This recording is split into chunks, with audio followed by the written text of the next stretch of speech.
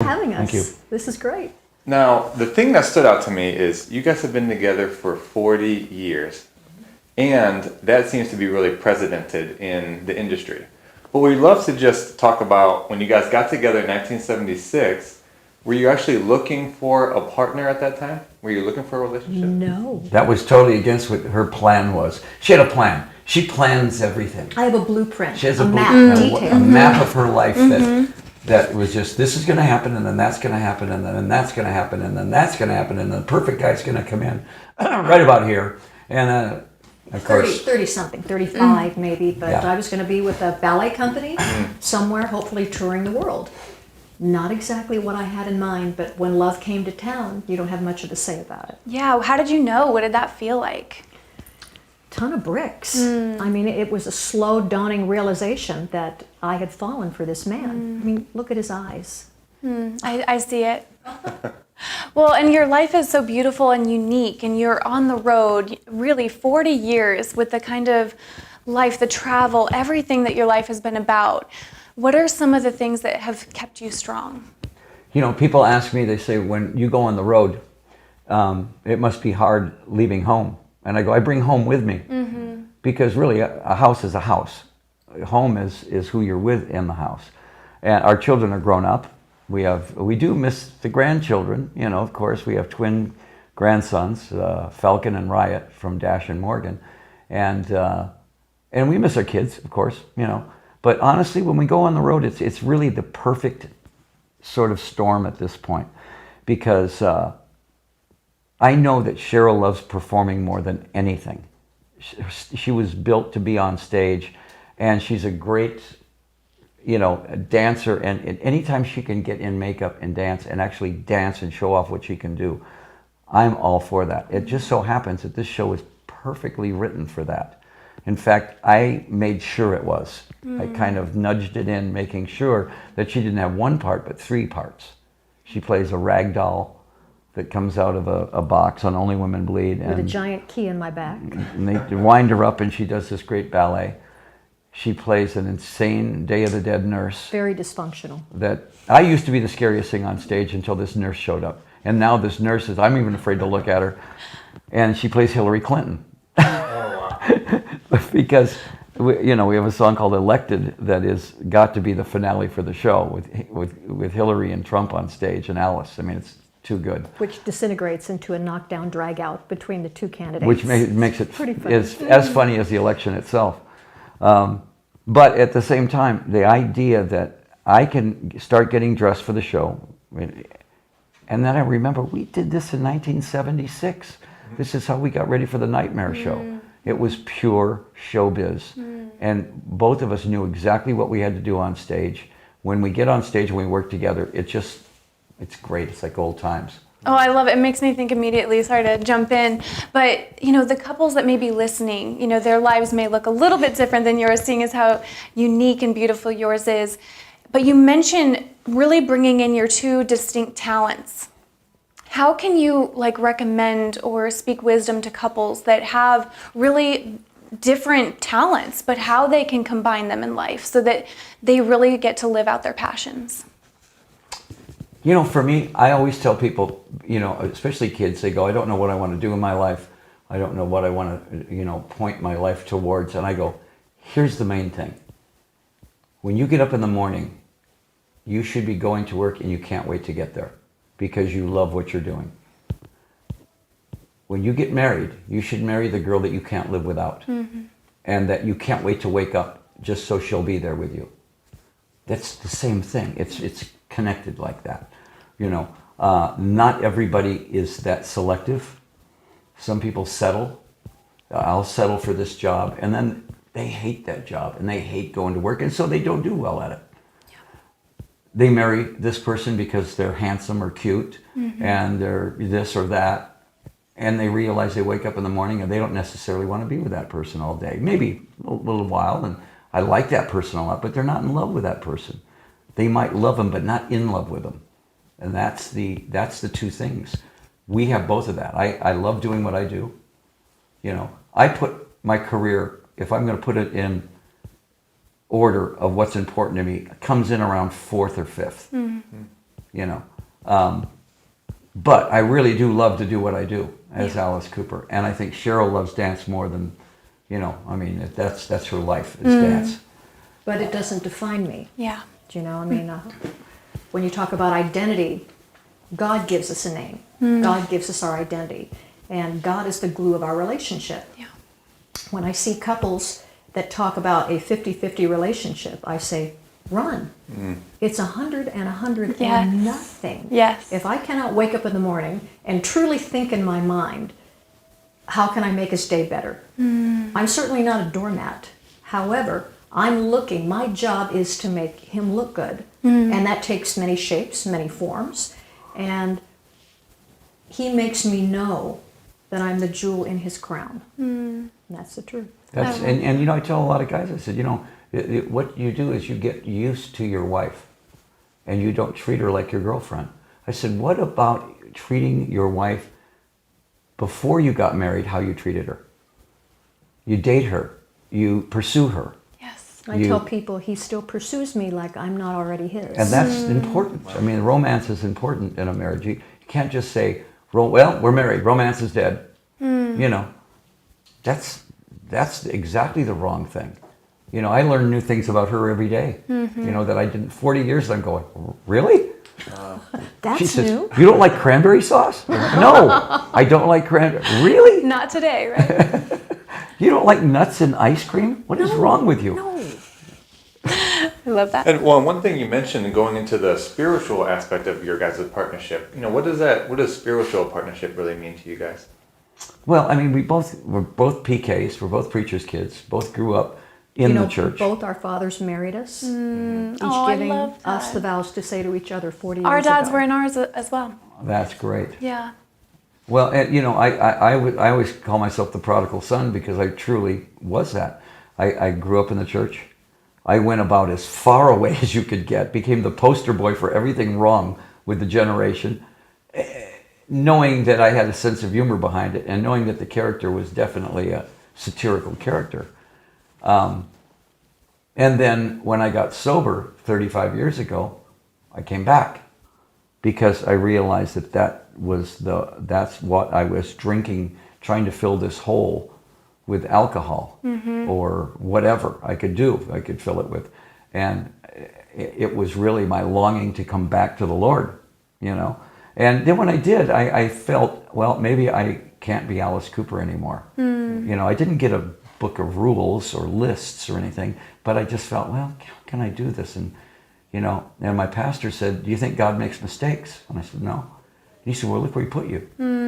He says, I don't see why you can't be Alice Cooper, but I don't see why it doesn't say anything in here that you can't do that, but your lifestyle is going to be your testimony, you know. And God gave you the talent to do this, to do what you do. I did alter Alice in some ways. I made Alice maybe a little more humorous, a little more dangerous in places, but more humorous in other places. But I certainly shaped him into what Alice is now, where it's a family show. Yeah. Well, and how do you think that people can sense that in your relationship? And do you get to then share the faith foundation of your relationship with other couples so that you can counsel them in a way? I think you earn the right to be heard. It's based on relationships. Everybody with whom you come in contact is ripe and really desperate for the good news of Christ. And some know it, some don't know it. But I think you earn the right to be heard. And through love, your lifestyle, planting seeds, you earn the right to be able to talk to them. I think it's how you treat people. People notice more than anything else how you treat people. You know, I've always said I treat the guy that's sweeping the floor the same way as I treat the guitar player. Yeah. They all have my respect on every level. I never talk down to anybody, you know, unless it's in a joking way, you know. The band knows that. You know, so, and you'll notice that they go, what is it about? You know, this couple that is so attractive. It's the fact that, well, we do love each other, of course, but there's the light of Christ is hopefully coming from us. I mean, it should be. Yeah. You know, and I have to ask myself sometimes, is there anybody that we know that doesn't know that we're believers? And if that's the case, why? Yeah. Well, you know, I mean, I do a lot of interviews. I'm very vocal about it, but I always said I will not bring it up unless they bring it up, and if they do, I will absolutely tell. I'm very, very, very vocal about who I am. Yeah. And yeah, it's turned a lot of people off. It's, you know, it affects your status in this world, but at the same time, it would be worse if they went, "Oh, you're Christian. That's nice." It's much better to be Christian and be dangerous. Yeah.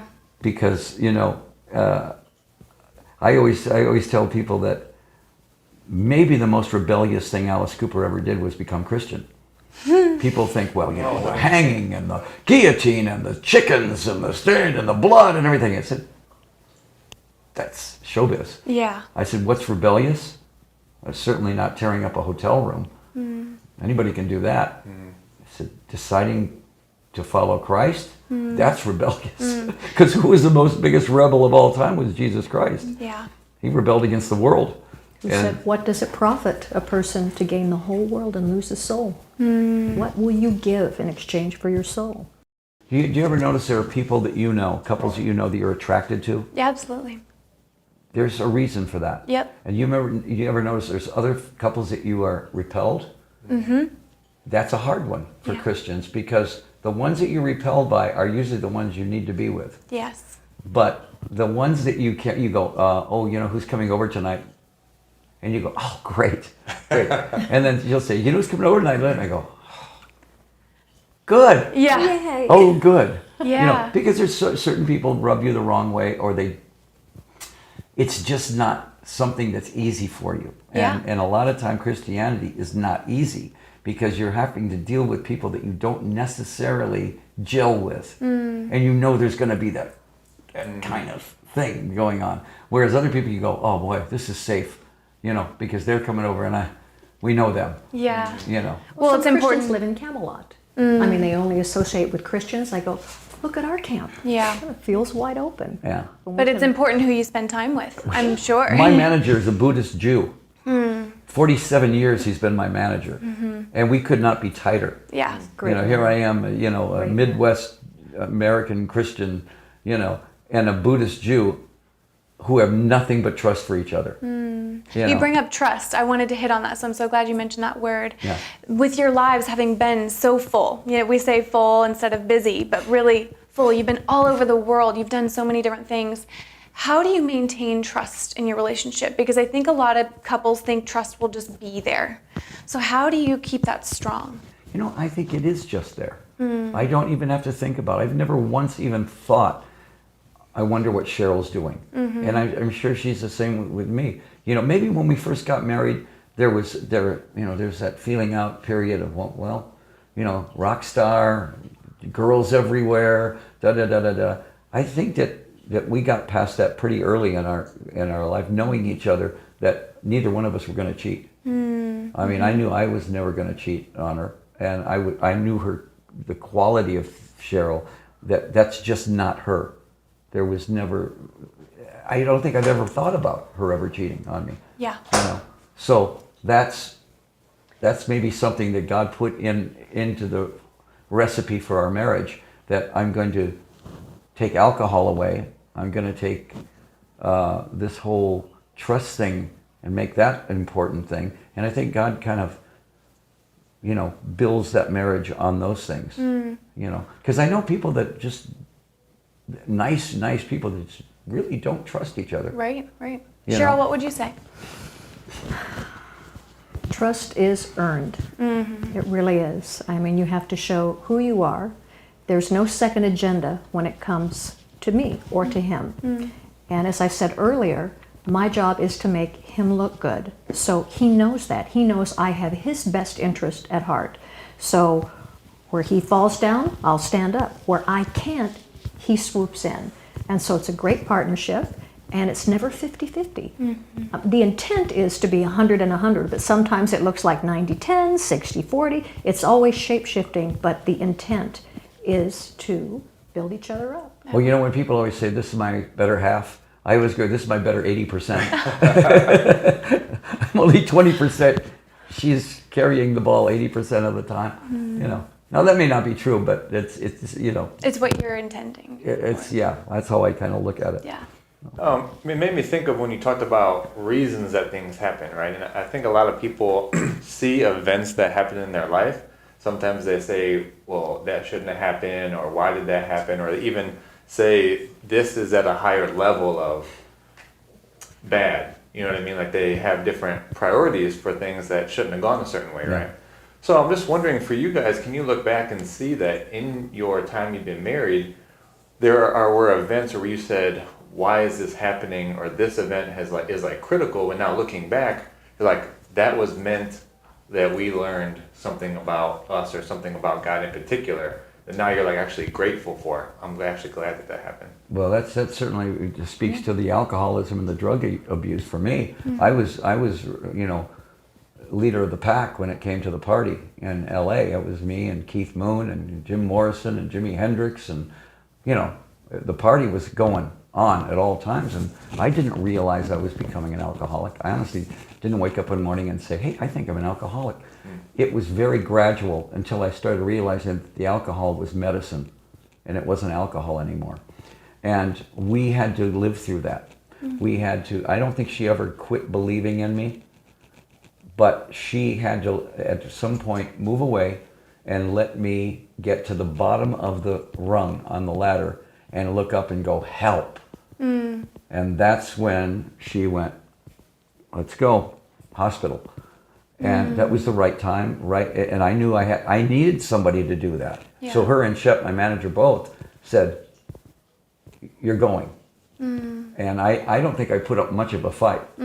I went, oh no, what time are we going? Because I know I was pretty close. Doctor was saying, you know, you're getting pretty close to joining your buddies, you know, in the 27-year-old club, and I was a little past that, you know. But yeah, that was a very tough one. And people even now go, if you could live your life over, would you change that? And I go, no. Because that was a huge hurdle for me. The fact that I don't think there's a picture of me ever before 1983 without a beer in my hand. Yeah. Well, and Sheryl, there's so many women, I'm sure, that listen, and there's been some sort of dynamic with their husbands, some who are listening. How did you maintain your commitment? You know, how did you every day just remind yourself of who you were as a wife?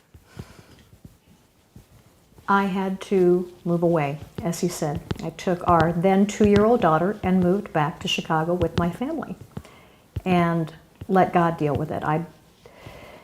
Taking my daughter to church, you know, even I fell away for a while. I made a profession of faith when I was 10 years old, fully embracing Christ as my Savior as a child with childlike faith, but not childish.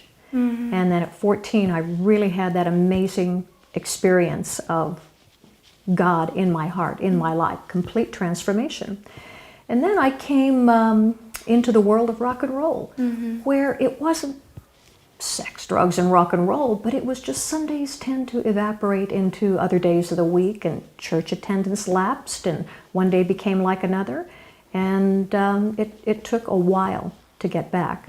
But in moving away, I went back into the church, and our reconciliation was based on one thing, and only one thing.